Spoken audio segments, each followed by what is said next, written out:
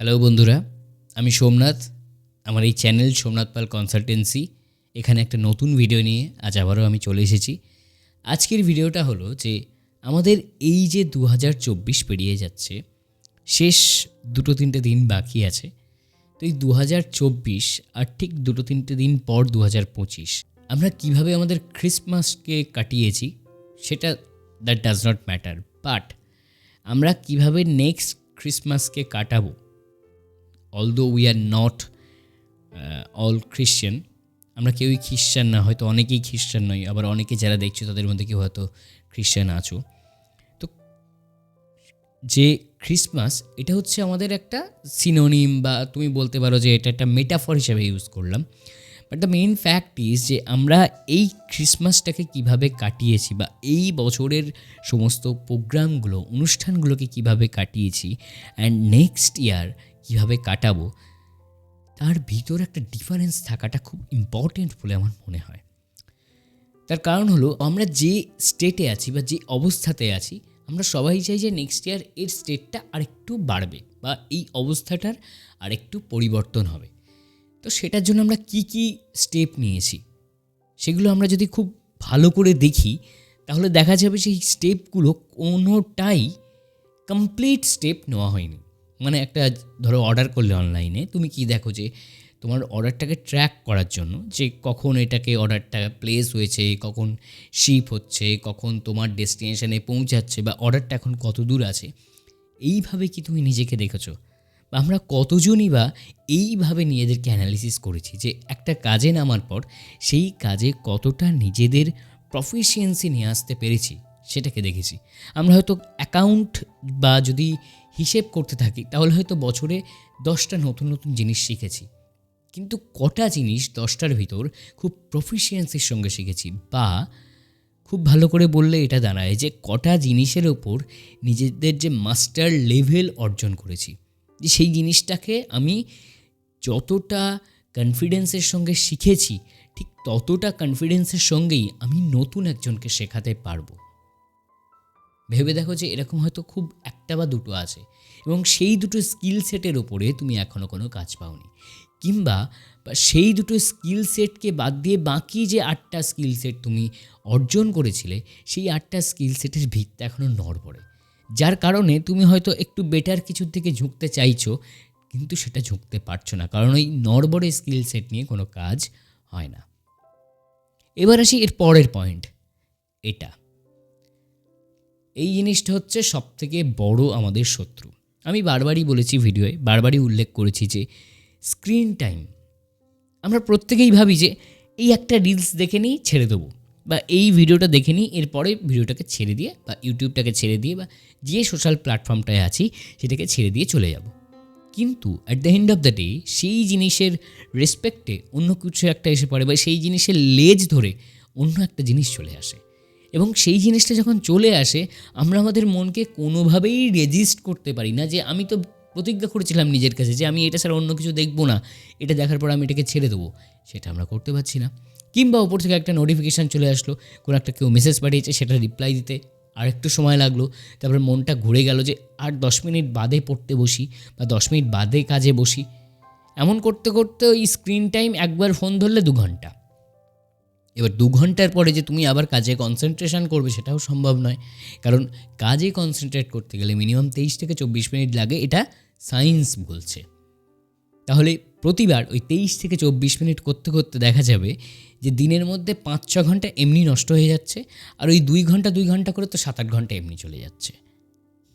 এখন আমরা কী ধরনের ফোন কিনি, যে ধরনের ফোনে খুব ফাস্ট চার্জিং হচ্ছে, অর্থাৎ তাড়াতাড়ি চার্জ দেবো আবার ব্যবহার করব। বাট একটা সময় ছিল যে একটা ফোন চার্জ হতে 2-3 ঘন্টা সময় লাগবে, তো 2-3 ঘন্টা আমরা ফোন থেকে ডিট্যাচ থাকতাম যে এটা অ্যাটলিস্ট ফুল চার্জ হয়ে যাক, তারপরে গিয়ে পড়বো। এটা যখন ফোনের নতুন মানে প্রথম এসেছিলো সেই সময় ছিল। But day by day fast charging এসে গেছে। ফাস্ট চার্জিং মানে তাড়াতাড়ি ফাস্ট ড্রেন হচ্ছে, আমরা এটাকে আবার প্লাগড ইন করছি, আবার তাড়াতাড়ি চার্জ করছি, আবার ইউজ করছি। কিন্তু আমরা যদি এমনটা করতে পারতাম, আমি ডিরেক্টলি বলবো না যে এটা করো, এমনটা যদি করতে পারতাম, যতই ফাস্ট চার্জিং আসুক আর যাই আসুক, আমি একটা ফোনের ব্যাটারিকে অ্যাটলিস্ট 2 দিন চালাবো, এবং ফোনের সকল নোটিফিকেশান বন্ধ করে দেবো, যাতে ফোন আমাকে তার জন্য ব্যস্ত রাখতে না পারে। আমি যেন ফোনের কাছে স্লেভ বা দাস না হয়ে যাই, ফোন আমার চাকর যেন হয়। তা না করে আমরা ফোনের চাকরি হয়ে রয়েছি। আমরা ভাবছি বিষয়টা তো খুব এন্টারটেনিং, বিষয়টা তো খুব লার্নিং বিষয়, যে আমরা খুব ভালো শিখছি, বাট দ্যাটস নট কারেক্ট। তুমি কি পছন্দ করো, তুমি কি পছন্দ করো না, সবই তোমার ফোন জানে। এখন তুমি যেটা যেটা পছন্দ করো সেই ধরনের জিনিস দেখো, ফোন তোমাকে আরও সেই ধরনের জিনিস সাজেস্ট করে, এবং সাজেস্ট যত করছে তুমি সেটার ভিতর আরও ডুবে যাচ্ছ।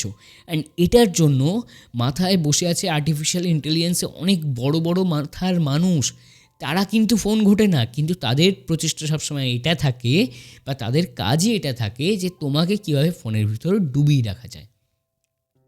তুমি একটা ফোনকে দিনে 2 থেকে 3 বার চার্জ করছো, অফিসে যদি যাও সঙ্গে করে পাওয়ার ব্যাঙ্ক বা চার্জারটাকেও ক্যারি করছো, যে সেখানে গিয়েও একটু চার্জ দিয়ে নেবো, ট্রেনে ফোন দেখতে দেখতে চলে যাচ্ছি, বা বাসে ফোন দেখতে দেখতে চলে যাচ্ছি, গান শুনতে শুনতে, অফিসে গিয়ে কাজ করছি, আবার ব্রেক টাইমে একটু ফোন দেখে নিচ্ছি, আবার কাজ করে বাড়ি ফিরছি, তখন আবার ট্রেনে বাসে ফোন দেখছি, আবার রাত্রে খেতে বসে ফোন দেখছি, আবার শুতে গিয়ে ফোন দেখছি, তারপরে আবার সকালে উঠে আবার একটু ফোন স্ক্রোল করলাম, তারপর দেরি হয়ে গেছে, তাড়াতাড়ি ছুটে মুটে ফ্রেশ হয়ে আবার ট্রেনে বা বাসে উঠলাম অফিসের জন্য, সেখানে যেতে যেতে ফোন দেখছি।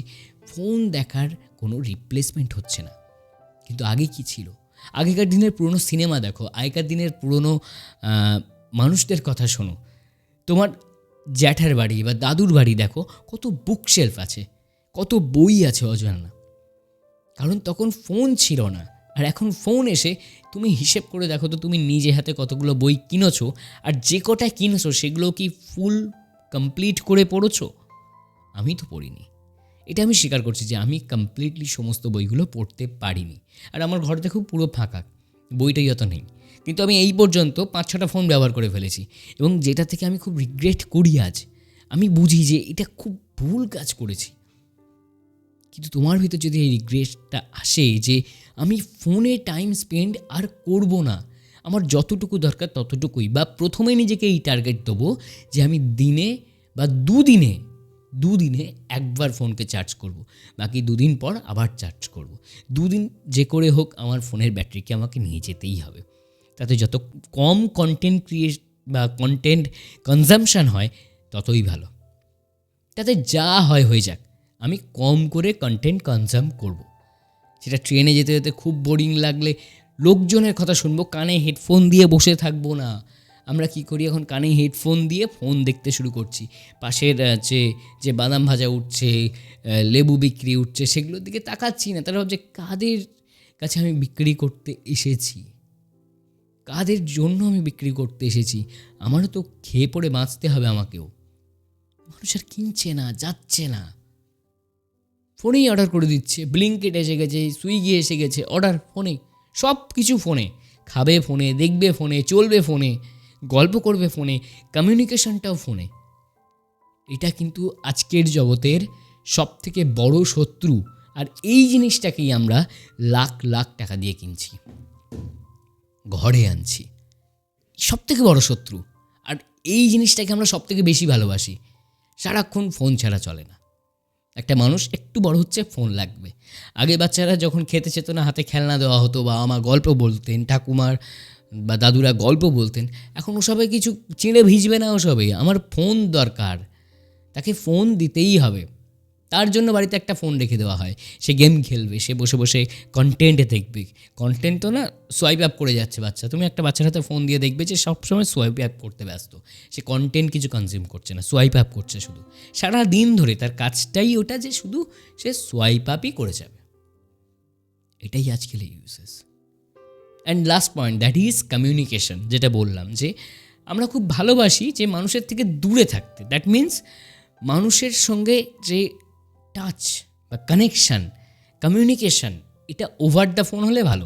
কমিউনিকেশান ফেস টু ফেস করলে যেই প্রবলেমগুলো আসতে পারে বলে আমাদের মনে হয়, সেগুলো হচ্ছে তাকে আমার ফেস করতে হচ্ছে না, সে আমার বডি শেম করতে পারছি না, রোগা কি মোটা কি ফর্সা কি কালো হয়ে গেছি।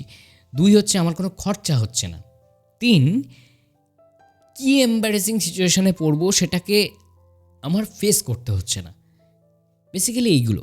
আর এইগুলোর জন্য আমরা কারোর সঙ্গে আর মিট করি না, ফোনে ভিডিও কল করছি, ফোনে ভিডিও কল চলছে, ফোনে চ্যাটিং চলছে, হাই হ্যালো হুকআপ, সব কিছু ফোনে, সব কিছু ফোনে। তুমি লাস্ট মনে করে বলো যে কোন দিন তুমি ফোনের বাইরে গিয়ে কারোর সঙ্গে মিট করতে গেছো? একটা মানুষ হয়তো তুমি কাউকে ভালোবাসো, কাউকে পছন্দ করো, তার সঙ্গে মিট করতে গেছো। এক্সেপ্ট দ্যাট তোমার বন্ধুদের সঙ্গে মিট করতে গেছো। আমরা যে এত কমপ্লেন্ট করি না যে আমাদের বন্ধু নেই, বন্ধু কোথায় গেল, দ্যাট মিন্স আমাদের বন্ধুগুলো সব ওই ফোনের ভিতর ঢুকে গেছে। তারা আস্তে আস্তে আমাদেরকে ভুলে গেছে, আমরাও তাদেরকে ভুলে গেছি। শুধু যে তারা আমাদেরকে ভুলে গেছে তা নয়, আমরাও তাদেরকে ভুলে গেছি। আমি নিজে ফিল করতে পারি যে যখন আমি কলেজে পড়তাম, আমার যখন নতুন একটা ফোন হয়, তখন আমি ফোনের বিষয়ে অত কিছু জানতাম না, বুঝতাম না। তো অতটা তো মানে সেই জায়গা থেকে বিলং করি না, অত বেশি বুঝতাম না, অত বেশি জানতাম না। সেই সময় আমার প্রচুর বন্ধু ছিল, তাদের সঙ্গে দেখা করা, ঘোরা, কথা বলা, সব কিছু ছিল। বাট ওভার দ্য টাইম যত আমি ফোনে অ্যাডিক্টেড হয়ে পড়েছি, তাদের সঙ্গে ফেস টু ফেস যেতে আমার কষ্ট হয়। মনে হয় যে আবার এতটা খেটে খুঁটে ট্রেন জার্নি করে দেখা করতে যাব। তাদেরও নিশ্চয়ই ওটা হয়, তাই তারা দেখা করতে আসে না, একসঙ্গে বসে না। বসলে হয়তো বছরে একবার কি দুবার, দ্যাটস এনাফ। আগে যেটা হতো সপ্তাহে 5-6 বার, বা হয়তো ডেলি একবার করে। এটা সিগারেট খাওয়া হোক, সেটা ঘুরতে যাওয়া হোক, নদীর পাড়ে দেখা করা হোক, পার্কে ঘুরতে যাওয়া হোক, বাট হতো। Fourth point, that is self time. আমরা ফোনে দেখি যে মেডিটেশন মিউজিক চালিয়ে মেডিটেট করছি, আমরা সেই ফোনেই মেডিটেশন মিউজিক চালিয়ে মেডিটেট করছি। এবার এই মেডিটেশন মিউজিক যখন আমরা চালাচ্ছি, তখন একটা অ্যাডস চলে আসে। আমরা সঙ্গে সঙ্গে মেডিটেশন ভঙ্গ করে আবার অ্যাডসটা কাটতে শুরু করে দিই, কিংবা এক্সট্রা করে পে করি, যে মেডিটেশনের জন্য আবার আমাকে পে করতে হচ্ছে যাতে অ্যাডসটা না আসে। তাহলে মেডিটেশন গেল খায়। মেডিটেশন বলতে যে মেডিটেশন হয়, সেলফ কনসেন্ট্রেশন, সেটা হচ্ছে না, কারণ কনসেন্ট্রেশন তো কেটে যাচ্ছে, একটা তো আমাকে কাটতে হচ্ছে। মেডিটেশন হচ্ছে না, সেলফ টাইম হচ্ছে না, নিজের জন্য সময় দেওয়া, নিজের ঘুমের পিছনে সময় দেওয়া হচ্ছে না। রাতকে রাত আমরা জেগে জেগে ফোন দেখছি, ফোনে সিনেমা দেখছি, কিংবা সিনেমা হলে না গিয়েও ফোনে কবে আসবে সেটার জন্য ওয়েট করে ফোনে দেখছি বসে বসে। সিনেমা হলে গেলেও 10টা মানুষ একসঙ্গে হই হই করে, আনন্দ করে, সেটাও দেখতে পাচ্ছি না। আজকের দিনে সিনেমা হলগুলো উঠে যেতে বসেছে, মানে গোটা কতক আইনক্স বা এই ধরনের সিনেমা হলগুলোই যা আছে, বাদ বাকি সব উঠে গেছে। কেন? Just for phone. একটা সময় ছিল যখন কেবল টিভি ছিল বা ডিশ টিভি ছিল, যখন এখনও আছে কিছু মানুষের ঘরে ডিশ টিভি, যখন কেবল টিভি ছিল তখন লিমিটেড কতগুলো চ্যানেল ছিল, এবং আমরা নিজেরা ঠিক করতে পারতাম কখন আমি টিভি দেখব। তাড়াতাড়ি পড়াশোনা করিনি, না এবার আমাকে টিভি দেখতে হবে, 1 ঘন্টা মা আমাকে টিভি দেখতে দাও বলে বায়না করতাম। টিভি দেখাটা একটা অকেশন ছিল আমাদের কাছে, একটা ফান ছিল। পাওয়ার রেঞ্জার দেখতে হবে, কিংবা হয়তো সঙ্গীত বাংলায় গান শুনতে হবে, নতুন সিনেমা দেখতে হবে কিছু বেরোলে। টিভি তখন এমনটা ছিল না যে পকেট থেকে বেরোলে কিছু ভালো লাগছে না, চলো একটু ফোন দেখে নিই। তখন টিভি বিষয়টা ওরকম ছিল না। কী দেখবো টিভিতে? টিভিতে এমনিই বন্ধ, এমনি তো চলবে না, ওই টাইম না হলে তো টিভির প্রোগ্রামটা আসবে না, টাইমের ভিতরে আমাকে কাজটা করে নিতে হবে। কিন্তু এখন যখন ইচ্ছা পুরো ফ্রি, হাতেও ফোন, স্মার্ট ওয়াচ। অলদো আমি স্মার্ট ওয়াচ ইউজ করি না, কারণ আমারও তো ভালো লাগে না। হাতেও স্মার্ট ওয়াচ, হাতেও নোটিফিকেশান দেখছি, সেটা আবার ফোনে দেখছি। মানে কত রকমভাবে নোটিফিকেশানের ভিতরে নোটিফাইড হয়ে থাকা যায় সেটা আমরা চেষ্টা করছি। নিজেদেরকে ইমপ্রুভ করার জন্য নোটিফিকেশান সেটা নয়, নোটিফিকেশানের ভিতরে ডুবে থেকে কীভাবে নিজেদেরকে আরও খারাপ করতে পারি, একা করতে পারি, সেটার ভিতরে ডুবছি। ফোনে দেখছি কেউ সিগারেট খাচ্ছে, আমাদের ইচ্ছা হচ্ছে চলো একটা সিগারেট খাই, যদি আমরা কেউ সিগারেট অ্যাডিক্টেড হই। ফোনে দেখছি কেউ ড্রিঙ্ক করছে, চল বন্ধুরা মিলে চল আজকে রাতে ড্রিঙ্ক করি। বন্ধুরা মিলে ভালো কাজ কিছু হচ্ছে না, বন্ধুরা দেখা করলে কি চল আজকে ড্রিঙ্ক করি। ফোনে দেখেছি, ওটা আমার ব্রেনে ট্রিগার্ড হয়ে গেছে, আমাকে ড্রিঙ্ক করতে হবে, আমাকে স্মোক করতে হবে। হাতে স্মোকিং কিট থাকলে স্মোক করে নিচ্ছে, ড্রিঙ্কিং কিট থাকলে ড্রিঙ্ক করে নিচ্ছে, বা ফোনে সফট পর্ন দেখে দেখে নিজেদেরকে আরও বেশি খারাপ করা সেটা করছে। কিন্তু ফোন থেকে ভালো জিনিস এগুলো নেওয়া, সেসব কন্টেন্ট আর কটা আছে ভালো জিনিস? কটা মানুষ দেখছে? পণ্ডিত রবিশঙ্করের সিতার কজন দেখে? জাকির হোসেনের তবলা কজন দেখে? সেখানে একটা বলিউডের বেশ একটা ঝাঁকানাকা গান বেরোক, দেখো কয়েক মিলিয়ন ভিউজ সেকেন্ডের ভিতরে। তাহলে খাঁটি মধু কেউ সহ্য করতে পারে না, তাই কেউ খায় না। যারা খাঁটি মধু সহ্য করার, তারা খাঁটি মধুটাই খায়, খাঁটি ঘিটাই খায়, বাকি সব ভেজালে ভর্তি। ফোনই আমাদেরকে ভেজাল এনে দিচ্ছে।